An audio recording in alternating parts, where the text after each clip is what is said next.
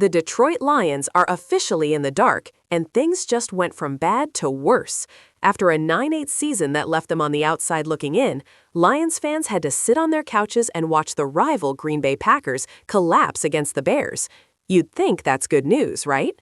Wrong, because that collapse might have just paved the way for a nightmare scenario that Dan Campbell never saw coming.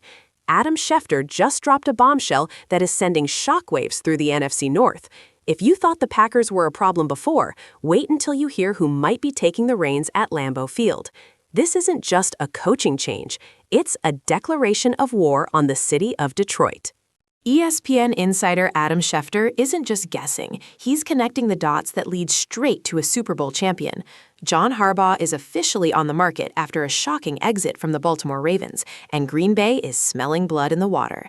But why the Packers? It's all about the Harlan connection. The former Packers president was Bob Harlan, and his son, Brian Harlan, he just happens to be John Harbaugh's agent. Add in the fact that Harbaugh is a Midwest guy with a home in the Upper Peninsula, and you have a match made in Lions fans' nightmares. Schefter says if the Packers move on from Matt LaFleur, they vault to the absolute top of Harbaugh's list. Can you imagine a coach of that caliber leading the Green Bay offense? It would be a tactical massacre for the rest of the division. Let's be real. The Packers already own the Lions lately. They embarrassed Detroit at Lambeau in Week 1 and stole a massive victory on Thanksgiving at Ford Field. Now imagine adding the strategic brilliance of a Harbaugh to that mix. While Dan Campbell is trying to find consistency after a mediocre 9-8 run, the Packers might be building a dynasty that locks the NFC North for a decade. Matt LaFleur says he isn't worried about his job, but the writing is on the wall. If this move happens, the Lions' path to the playoffs doesn't just get harder, it might become impossible.